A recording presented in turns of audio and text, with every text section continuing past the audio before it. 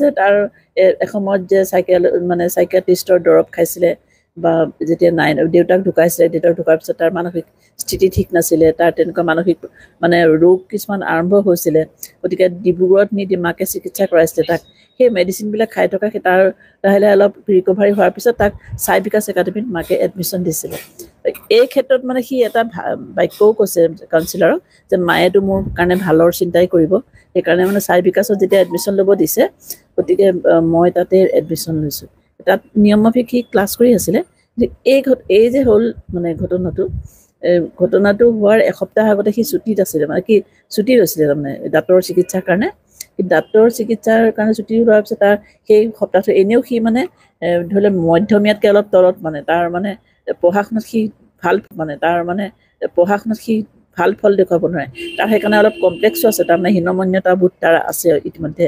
আৰু তাৰ কাৰণে নিশ্চয় তাতো শিক্ষকেও নিশ্চয় তাক মানে এইটো বস্তুটোতো থাকেই যে চোকা ল'ৰা ছোৱালীখিনি বহুতখিনি হেৰি কৰেতো, তেনেকুৱা তেনেধৰণৰ হীনমন্যতাবোধ শিশুৰ ক্ষেত্ৰত বহু ক্ষেত্ৰত হয় মানে।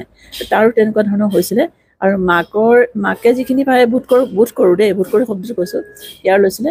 কিন্তু এই যে এসপ্তাহৰ পিছত সি আহিলে, এসপ্তাহৰ পিছত অহাৰ পিছত তাক অংকৰ কিবা প্ৰশ্ন সুধিছিলে, সি উত্তৰ দিব নোৱাৰিছিলে। আৰু এইটো মানে হৈছে যিটো সকলোৱে জানিছে, বাতৰি কাকতত পাইছে যে এটা তৰ্কাতৰ্কি হৈছে, যে উত্তৰ দিব নোৱাৰিলে শিক্ষকজনে উলিয়াই দিছিলে ক্লাছৰ পৰা। উলিয়াই দিয়াৰ সময়ত তেতিয়া কৈছে যে পইচা দিছোঁ। সেইটো মাৰাত্মক কথা কৈছে। এইটো যদি আমি সামাজিক প্ৰেক্ষাপটত ভাবিবলৈ যাওঁ, এইটো সমাজৰ কাৰণে এটা বহুত ডাঙৰ চেলেঞ্জ। মানে পইচা দিছোঁ, তাৰমানে এইবিলাক মানে পইচাৰ বিনিময়ত আমি শিক্ষা, তেনেকুৱা ধৰণৰ তাৰ মাইণ্ডছেটত তাৰ ঘূৰি থাকিবও পাৰে এইটো কথা, যে পইচাৰ কাৰণেহে মানে এই শিক্ষানুষ্ঠানবিলাক মানে হেৰি হৈছে, যে পইচা দিছোঁ পঢ়াই থাকে। মানে এইটো এজন শিক্ষকক কোৱাটো বহুত ডাঙৰ কথা, মানে ইমান বেপৰোৱা সেই কথা কৈছে। গতিকে তাৰ চাইক'লজিৰ ফালৰ পৰা তাক ষ্টাডি কৰিবলগা বহুত কথা আছে দেই। আজিৰ তাৰিখত ইমান কথা মানে আমি গোটেইখিনি কথা ক'ব পৰা নাযায়, কাৰণ আৰম্ভ হৈছেহে গোটেই ষ্টাডিখিনি। গতিকে তাৰপিছত সি শিক্ষকৰ লগত তৰ্কাতৰ্কি হোৱাৰ পিছত সি ঘৰত গুচি আহিলে। ঘৰত গুচি অহাৰ পিছত সি মাকক ক'লে যে মই ওলাই যাওঁ। মাকে কিন্তু তাক বাৰম্বাৰ মানে ফোন কৰি আছে। সি কৈছে যে মিছ কল মাৰ বহুত আছিলে, মই ৰিচিভ কৰা নাই। তাৰপিছত সি চাকু কিনিব গৈছে। চাকু কিনিবলৈ গ'লত সি কিন্তু চাকুখন মানে সি মানুহক মাৰিবৰ কাৰণে নাই কিনা বুলি কৈছে কাউন্সিলাৰ আগত, যে মই কাকো মাৰিবৰ কাৰণে কিনা নাই, মই ভয় খুৱাবৰ কাৰণে হৈছে। তাৰ ভিতৰত এটা ক্ষোভ আছে না, মোক কেলৈ উলিয়াই দিছিলে, মইতো মানে ট্ৰিটমেণ্টৰ কাৰণেহে মই আহিছিলোঁ, মই নোৱাৰিছিলোঁ, মোক উলিয়াই কিয় দিব, মানে এনেকুৱা ধৰণৰ কথা তাৰ বিদ্ৰোহ চাগে মনৰ ভিতৰত। তাৰপিছত চাকু লৈ সি আহিলে, প্ৰিন্সিপালৰ ৰুমত সি গৈছিলে হেনো। সি কোৱা কথাখিনি কৈছোঁ। প্ৰিন্সিপালৰ ৰুমত গৈছিলে, প্ৰিন্সিপালৰ পৰা সি যিটো সঁহাৰি পাম বুলি ভাবিছিলে, মানে সহানুভূতি, সেই বস্তুটো নাপালে। মানে সি কৈছে মই এতিয়া মানে সি খুব দুখ পাইছে, মানে কাউন্সিলৰ আগত কৈছে। গতিকে কি হ'ল, সি তৰ্কাতৰ্কিটো হৈছে, তাৰপিছত সেই ভয়ানক সি কাণ্ডটো সি কৰিছে। কথা হ'ল কি, আকৌ যদি আমি পূৰ্বৰ কথাটোলৈ উভতি যাওঁ, সি যদি চাইকো পেচেণ্ট হয়, তেনেহ'লেতো সি সেই সময়ত মানে সি কি মানসিক অৱস্থাত মানে গৈ পেলাই এটেক কৰিছে শিক্ষকজনক, সেইটো ক'ব পৰা নাযায়। বা সি কৰা ঘটনাটোৰ কিমান এটা ডেঞ্জাৰাছ মানে কথা ফলাফল হ'ব পাৰে, তাৰ মগজটোত সেই বস্তুটো নুঘূৰে মানে তেতিয়া দেই। সেইটো বহুত দেৰিকৈহে আহে মগজলৈ মানে। গতিকে সি ইনষ্টেণ্ট সেই কামবিলাক কৰিলে। মানে কৰাৰ পিছত মানে সেই তাৰপিছত কিন্তু আৰু সেয়া পুলিচ আহিলে, কিবা হ'ল। কিন্তু বস্তুটো কি হৈছে, এতিয়া আমাৰ বস্তুটো হ'ল যে এনেকুৱা ল'ৰা আৰু বহুত ল'ৰা ছোৱালী বহুত লাভ পাৰে। এতিয়া কিছুমানটো আমি ক্ৰাইমৰ ভিতৰত নধৰোঁ।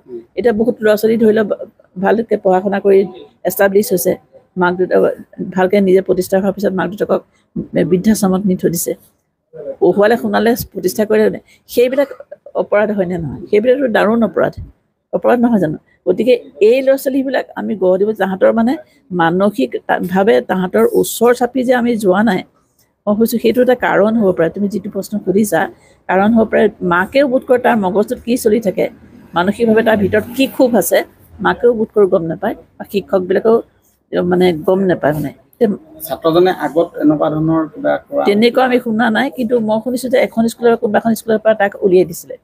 সেইটো কিমান দূৰ সত্য নাজানো। আৰু কোনোবাই সুধিছে যে কিবা ড্ৰাগছ খাইছে নে কিবা, এইটো আনুমানিক কথা এটাৰ ওপৰত আমি এটা কমেণ্ট দিব নোৱাৰোঁ।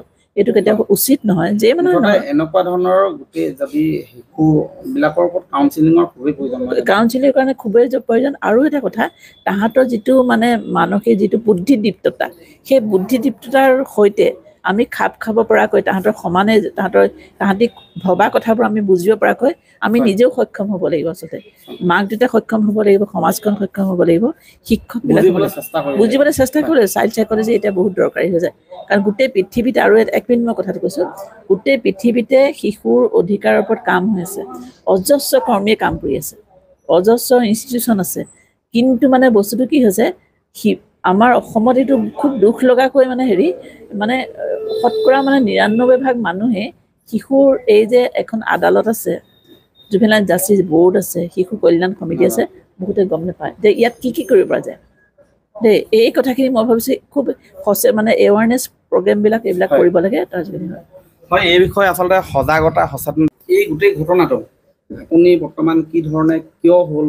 কিমান দূৰ কি অৱগত মই বৰ্তমান শিশু কল্যাণ সমিতিত নাই আৰু মোৰ টাৰ্ম ইতিমধ্যে শেষ হৈ গৈছে আৰু জুভেনাইল জাষ্টিচ বোৰ্ডত মই আছিলোঁ 4 বছৰ জুভেনাইল জাষ্টিচ বোৰ্ড এই কেছটো জুভেনাইল জাষ্টিচ বোৰ্ডৰ কেছ গতিকে শিশুৱে যেতিয়া অপৰাধ কৰিব এই অপৰাধী শিশুসকলক অপৰাধী বুলি যেতিয়া ভবা হয় এই জুভেনাইল জাষ্টিচ বোৰ্ডৰ সন্মুখত মানে থিয় কৰা হয় গতিকে তাত যিবিলাক মানে কেছ পাইছিলোঁ তাত বিশেষকৈ মানে পাইছিলোঁ কি বাগিচা এৰিয়াৰ মানে তেনেকুৱা ঘটনাবিলাক যিটো ধৰি লওক মদ চদ খাই পেলাই যেতিয়া ল'ৰাই ধৰি লওক বাপেকে ধৰি লওক মাকক মাৰিছে তেনেকুৱা ধৰণৰ